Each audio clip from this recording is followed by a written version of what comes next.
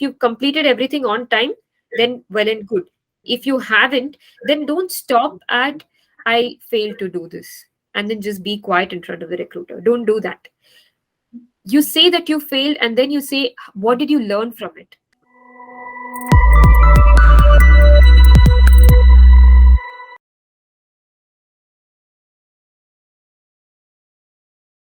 So there Yes. is this approach called STAR, where the S letter stands for the situation, Mhm. T stands for the task, A stands for action, and R stands for result. So to give you an example, if for a fresher, if your recruiter asks you, um, tell me about a time when you were stressed and how did you deal with it? So when you ask this question, you have to, of course, this comes with practice, okay, guys? So you all need to practice, but you've got to follow this approach of STAR where you first explain the situation. What was the situation? The situation was that you were super stressed about something, you had a tight deadline, and you were falling short of time to complete your assignment, project, whatever it is. Then you explain the task. What was the task at hand? What was that project? Explain that project. What did you have to complete? Maybe you had to compile a report or something like that, right? So explain the situation, you explain the task, what was the action that you took to mitigate your stress, right? So probably your action could have been something like you were having a lot of thoughts in your mind and it was getting too overwhelming for you. So what you did was you took a notepad, you just jotted down everything that you had to do that was a part of your to-do list, and then you started prioritizing that, okay, these set of 2 3 tasks are going to be my first, next I will do this. That way you clear out your clutter, you declutter your mind, and then you talk about implementing those actions and what were the results from it. Were you able to complete your task on time, or did you take some extra time from your faculty or whoever it is? See, the result here doesn't have to be a positive result. It could be a negative result also. It's completely human, to fail. The important thing here is what did you learn from it? So, for example, if you're talking about a stressful situation and how did you deal with it, well, if you completed everything on time, then well and good. If you haven't, then don't stop at I failed to do this and then just be quiet in front of the recruiter. Don't do that. You say that you failed and then you say, what did you learn from it? And how are you going to make it better the next time? This is what the recruiters are looking for. They are looking for keen learners. They are looking for people with that kind of an attitude, who are go-getters, who will fail, who will, fall down, who will stand up, who will move ahead again. Right? So, yes, and coming to, the other common behavior questions that could be asked to freshers, they could even ask you about a time when you failed, or they could ask you, tell me about a time when you disagreed with your faculty or you disagreed with your team member. How did you deal with a disagreement? Right? Tell me about a time when it was most challenging for you to complete a project. You were not at all, excited to do it. How did you manage that? Right?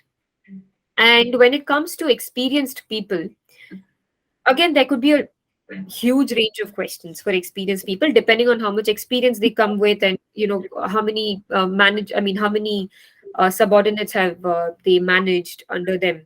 So there could be questions like, have you ever gone above and beyond your call of duty?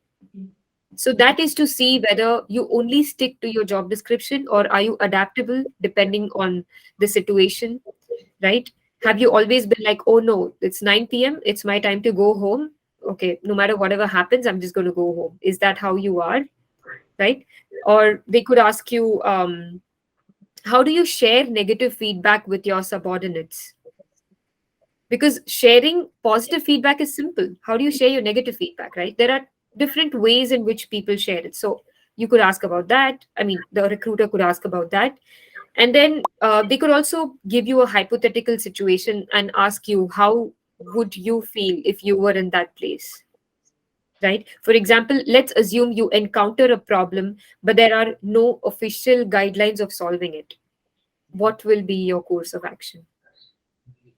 Right?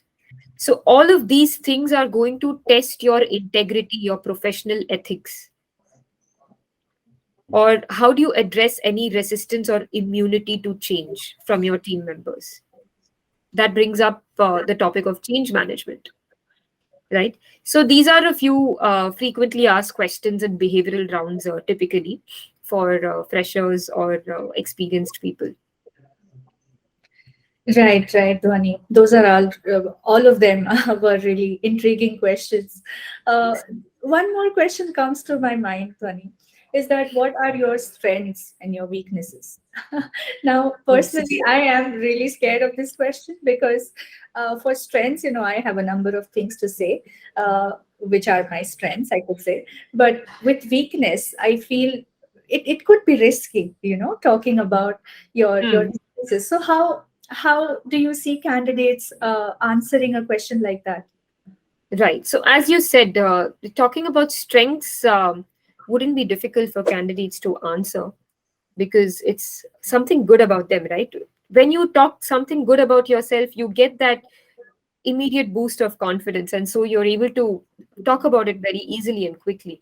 When it comes to weakness, I've come across candidates who have tried to Google and, say things like, uh, I can never say no, and then that leads me to doing a lot of work and things like that. They're trying to uh, convert a positive into a negative and showing as if oh my god, they are really good or something like that. Other things that they say as weaknesses is when I'm doing a particular task, I get so involved that I can't think of other things. So they're trying to show that they have this attention for detail but they can't multitask, something like that. See, reading your body language is something that HR know how to do it so well. They've taken like thousands of interviews. So when you cook up something and when they feel that this doesn't go well with your personality, it's going to be a disaster. So when it comes to weaknesses, I urge all the candidates to really sit and think, what really is your weakness? My real weakness, Dhwani Shah's real weakness is a low temper. I have a very short temper. I get worked up very easily. And if I am a candidate, I'm not just going to say I'm very short tempered and stop at it. I'm going to tell the interviewer, how am I working on that? I am working on my short temper by meditating 5 minutes every day. 5 minutes is very long for me, trust me, because I've just started. People meditate for 20 minutes. I can't sit more than 5 minutes for now, but that has also helped me a big deal. So baby steps is definitely going to help me become a little better person, I'm sure, and I'm confident about that. So that's what you do. You don't stop at just mentioning your weakness. You go ahead and tell them how you're working on them because they want to see whether you care about yourself or not, whether you're bothered about your own growth or not. Because if you won't grow, the company is not going to grow, right? So it's all interconnected. Absolutely, Dhwani. Absolutely.